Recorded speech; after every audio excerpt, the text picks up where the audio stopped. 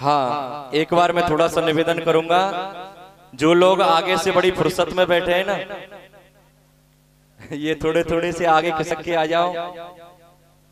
अब कुछ लोग बाहर खड़े हैं गेट पर, इसलिए उनको भी पीछे आकर के बैठने का स्थान मिल जाए। हाँ, थोड़ा सा एकदम अपने आप में कंप्रोमाइज करके बैठे।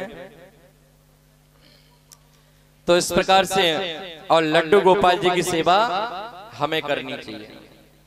इसी तरीके से करते हो कि नहीं? हाँ, ऐसे ही करते हैं ना लड्डू गोपाल जी की सेवा।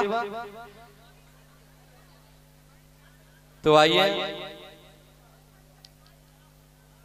हाँ अभी बैठ जाएं, बाबा श्याम के नाम का जप करते रहें, कथा सुनते रहें, बाबा के चरणों में प्रणाम करते रहें, उनकी छवि का अवलोकन करते रहें।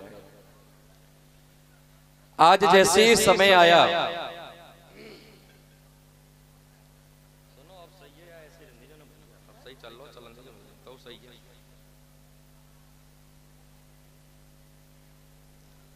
सभी थोड़ा शांति का ध्यान देंगे एक बार। बोलवा के बिहारी लाल की। सभी लोग पुनः कथा में प्रवेश करेंगे।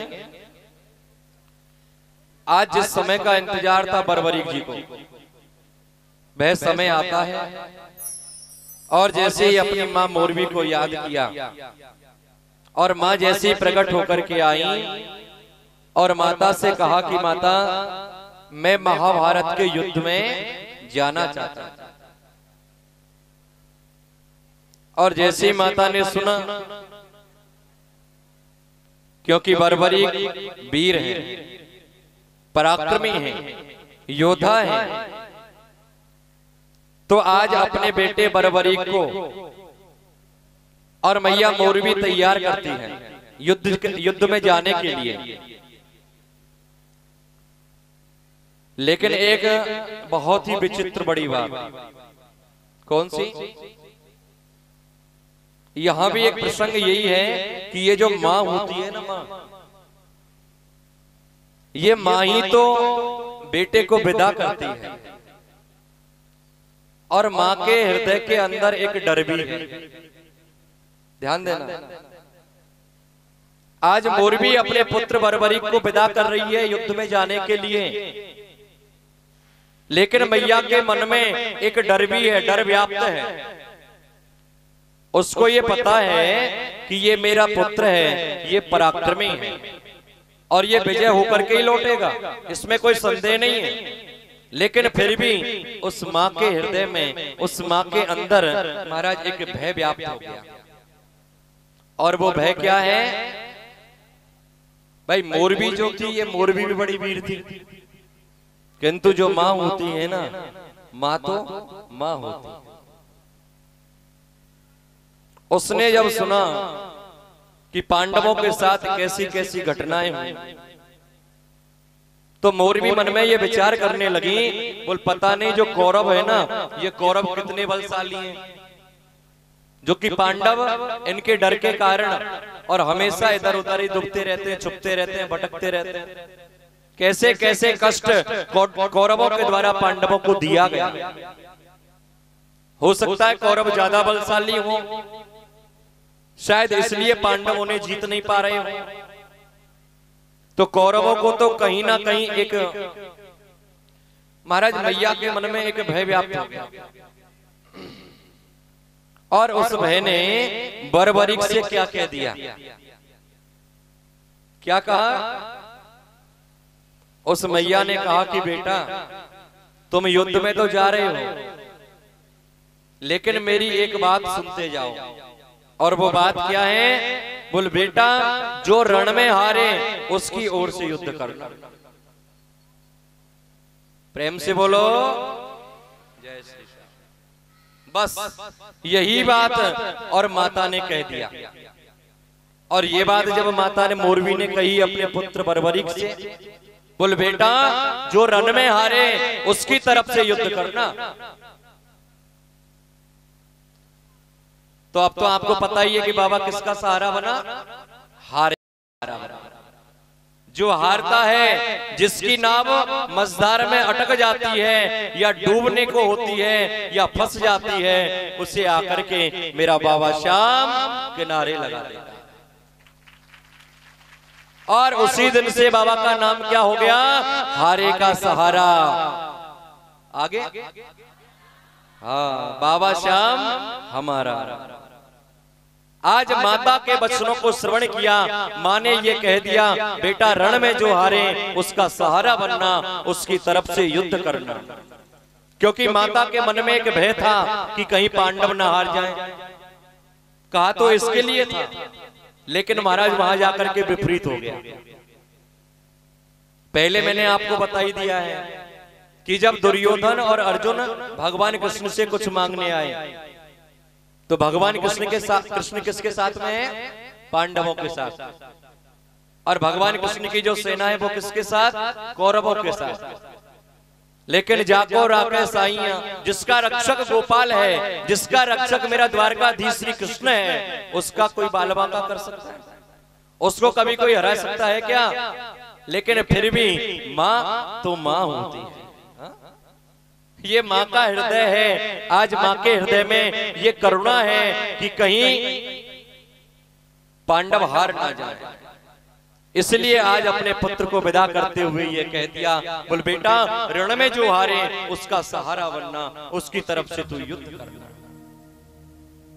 क्योंकि ये जो माँ होती है ना, ये माँ सागर से गहरी होती है, लेकिन सागर जैसी खारी नहीं होती। सागर का जो जल होता है वो खारा होता है, लेकिन मां मीठी होती है, खारी नहीं होती। ये जो मां होती है, ये मां पवन से ज्यादा गतिशील होती है, लेकिन चंचल नहीं होती। पवन से ज्यादा गतिशील है मां, किंतु पवन जैसी चंचल नहीं। क्योंकि मां तो सिर्फ मां होती है। मां की हम लोग कोई उपमा नहीं दे सकते। और बड़े किस्मत वाले होते हैं वो जिनकी मां होती है। हा? वो क्या जाने मां का स्नेह, क्या जाने मां का दुलार, जिसने कभी मां का प्यार पाया ही नहीं। और जिन लोगों के माँ की कृपा होती है ना, जिन लोगों के सर पे माँ का प्रेम होता है, माँ का प्यार होता है, वो माँ के प्रेम को समझते हैं। अच्छा, सच में बताना कि जो माँ शब्द होता है ना, ये माँ शब्द बोलने में ही कितनी करुणा होती है। क्योंकि जब हम लोग माँ कहते हैं, माँ, और जब मां कहे तो हमारा जो मुख पूरा खुल जाता है, तो वह अपनी सभी बात और अपनी मां से बता सकता है, अपनी मां से कह सकता है, अपनी मां से शेयर कर सकता है। क्योंकि मां शब्द में करुणा ही थी, और मां उसे सहर्ष स्वीकार भी करती है। ये उस मां का हृदय है। चाहे मां को गाली दे बेटा, लेकिन मां, चाहे बेटा अपनी मां को भला बुरा भी कह दे, लेकिन मां कहती है, बोल मेरे लाडले मैंने तुझे जन्म दिया, और अगर यह मुझे गाली भी देता है ना, तो इस गाली में भी मेरा सुख है। इसलिए ये मां की करुणा है। अब एक जगह एक मैया हमारे पास में आई और आकर के ये कहने लगी, महाराज उनके पास, उनके साथ में एक बेटा भी था उनका, और उस बेटा की उम्र क्या थी? 26 वर्ष। लेकिन महाराज गूंगा था, बोलता नहीं था। अपने बेटे को लेकर के जब वो मां और हमारे पास में जब आई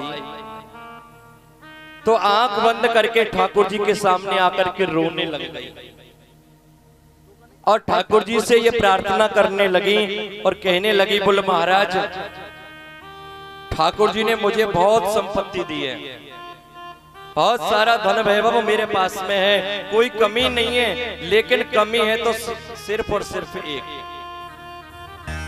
और वो कमी क्या है?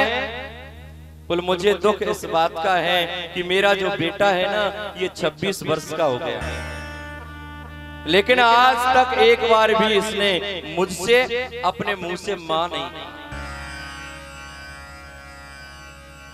चाहे महाराज चाहे ये मुझे एक बार गाली ही दे दे, लेकिन अपने मुख से मुझे मां कहे, ये मुझे बड़ा दुख है। ये उस मां का हृदय है। एक बात बताऊं और आप लोग भी सच बताना, जिनकी मां अब इस दुनिया में नहीं है, हा? जिनकी मां अब यहां नहीं है संसार में, क्या आपको कभी आपकी मां की याद नहीं आती? कितने लोगों को अपनी मां की याद आती है? सच बताना। भगवान के दरबार में बैठे हो आप लोग,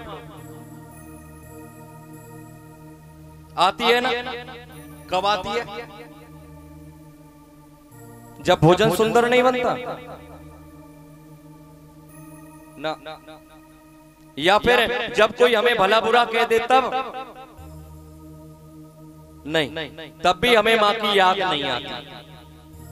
ये अनुभव है मेरा, और ये मेरा अनुभव क्या है कि जब घड़ी में रात के 12 बज रहे हो, रात की उस घड़ी में 12 जब बजते हैं ना सज्जनों, और उस 12 बजे रात्रि को जब आपका सर दर्द हो रहा हो, आपका सिर दुख रहा हो,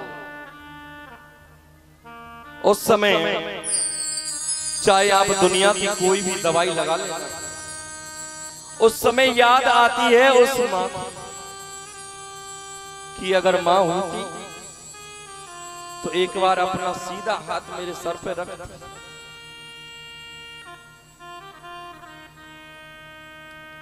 ओ मां,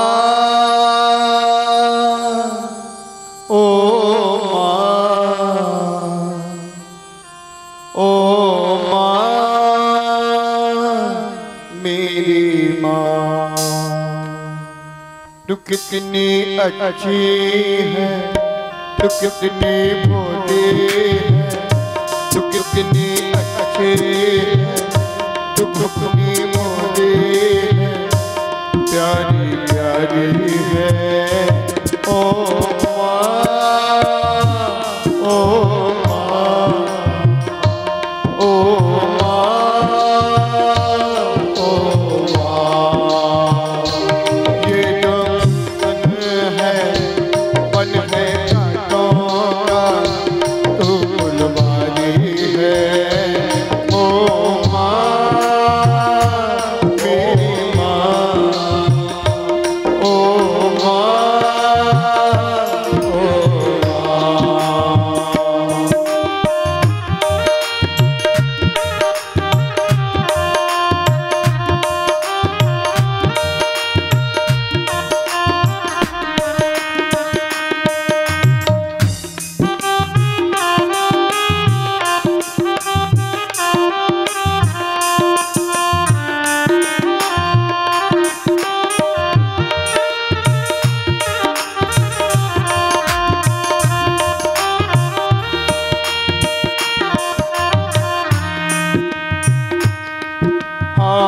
तू कनलानी है माँ तेरी अखियाँ, तू कनलानी है माँ तेरी अखियाँ, मेरे लिए जागे तू सारी सारी दुनिया, मेरे लिए तू जागी है सारी सारी दुनिया, मेरी निधिया में अपनी निधिया में तूने मारी है, ओ मां, ओ मां, ओ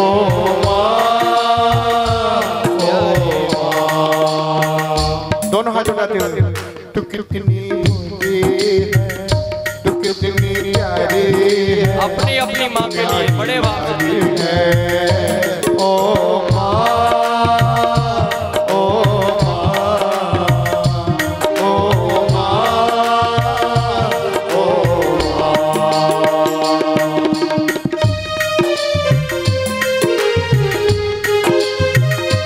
और वो माँ ही होती है सज्जनों, जब दुनिया भर की दवाई आप अपने सर पे मलोगे ना तो आपका सिर दर्द ठीक होने वाला नहीं। और अगर माँ का एक हाथ आपके सर पे आ जाए तो सारी की सारी दवाएं फेल हो जाएंगी और आपका सर दर्द ठीक हो जाएगा। और जब भी बेटा, चाहे रात्रि के 2 बज रहे हो, चाहे 1:30 बज रहा हो, चाहे 3 बज रहे हो, और जब बाहर से अपने घर लौटता है ना और आकर के जैसे ही दरवाजे की बेल को बजाता है तो उस समय जो रात्रि को 1:30-2 बजे दरवाजा खोलने वाली होती है ना, वो भी केवल सिर्फ माँ होती है, पत्नी नहीं होती और कोई नहीं होता, वो एक माँ होती। इसलिए अपनी अपनी माँओं को थोड़ा याद करो और अपनी अपनी माँ के चरणों में प्रणाम करो। कैसी माँ होती है। अपना नहीं तुझे सुख दुख कोई, अपना नहीं तुझे सुख दुख कोई। मैं मुस्काया तू मुस्काई, मैं रोया तू रोई, मैं मुस्काया तू मुस्काई, मैं रोया तू रोई।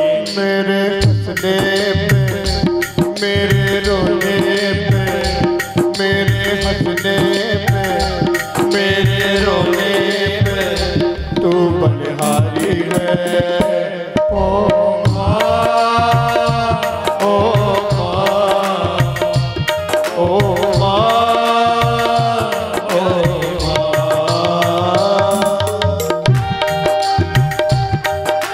ये हो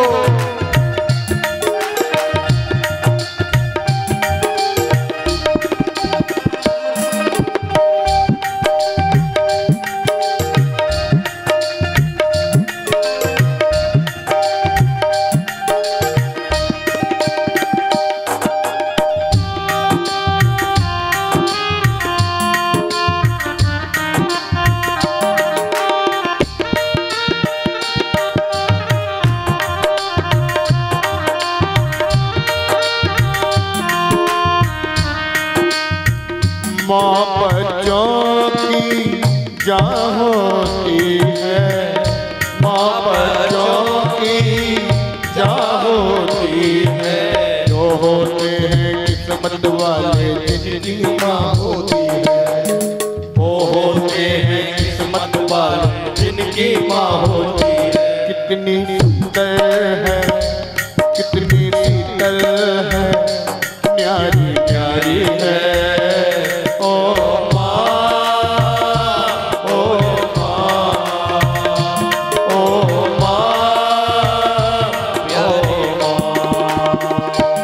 कितनी प्यारी है, कितनी मोटी है, प्यारी प्यारी है। ओ माँ, ओ माँ, ओ माँ, ओ माँ। ये जो दुनिया बन है कांटों का, तू फुलवारी है। ओ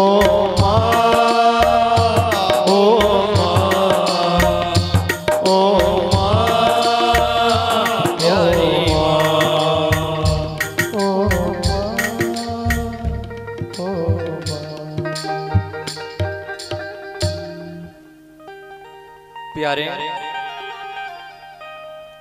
प्रभु प्रेम, माँ तो माँ होती है।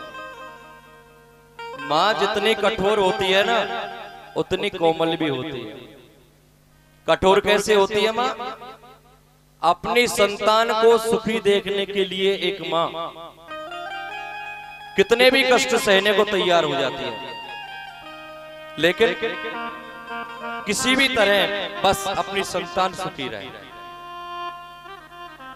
और अगर कोमल कहा जाए तो चाहे तुम कितना भी भला कहो, कितना भी बुरा कहो, लेकिन महाराज हृदय को पिघलने में भी वक्त नहीं लगता। इसलिए ना हम अपनी मां को कठोर कह सकते हैं और ना कोमल। और ये हमारा स्वयं का अनुभव है। अगर किसी की और की बात करें ना तो ये तो बेवकूफी होगी। ये उस हर एक पुत्र का अनुभव है जो अपनी मां से दूर रहते हैं।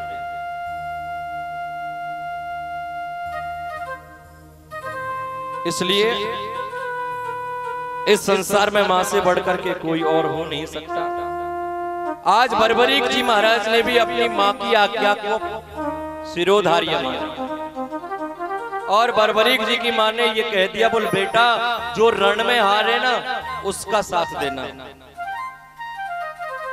अच्छा एक बात और,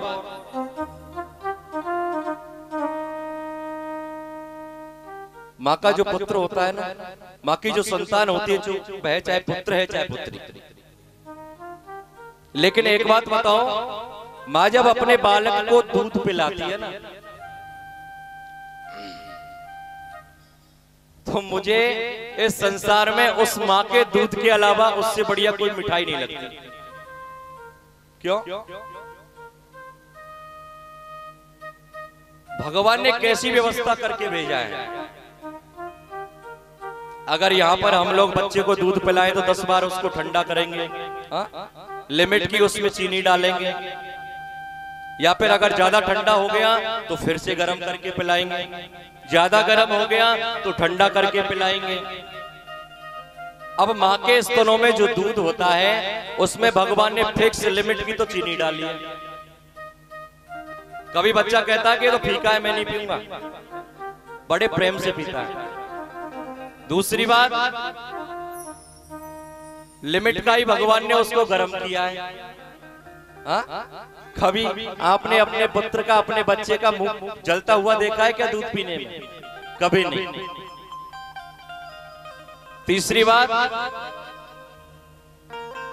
अब वहां पर कोई रेफ्रिजरेटर तो है नहीं, फ्रिज की व्यवस्था तो है नहीं, लेकिन दूध खराब भी नहीं होता है।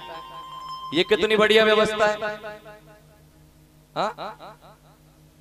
ये उस परम पिता परमात्मा की व्यवस्था है, ये उसकी लीला है। और हम लोग हैं कि यहाँ पर भागे जा रहे हैं, करने में लगे हुए हैं। अरे बेटा ज्यादा गर्म मत खा लेना, बेटा ये ठंडा हो गया, ये सुबह की बासी रोटी है अभी ताजा बना देते हैं। ये सब क्या है? इसीलिए किसी ने कहा है कि माई के दुधवा जैसन हो, माई के दुधवा जैसन कौनो मिठाई ना मिली। माँ के दूध जैसी इस संसार में कोई दूसरी मिठाई नहीं है। माई के दुधवा जैसन कौनो मिठाई ना मिली। वो सब कुछ मिल जाए पर दुनिया में माई ना मिली। सब कुछ मिल जाए पर दुनिया में माई ना मिली। ओ ऐसन दुनिया में के हुई बोझा पेट में लेके ढोई। ओ ऐसन दुनिया में के हुई बोझा पेट में लेके ढोई। दुख में तन को ना घबराई, संकट जे हंस के सह जाई। ओ ऐसे करे वाला दूसर को भलाई ना मिली। सब कुछ मिल जाए पर दुनिया में माई ना मिली। सब कुछ मिल जाए पर दुनिया में माई ना मिली। माई के दुधवा जैसन, माई के दुधवा जैसन, माई के दुधवा जैसन कौनो मिठाई ना मिली। सब कुछ मिल जाए पर दुनिया में माई ना मिले, सब कुछ मिल जाए, माई ना मिले।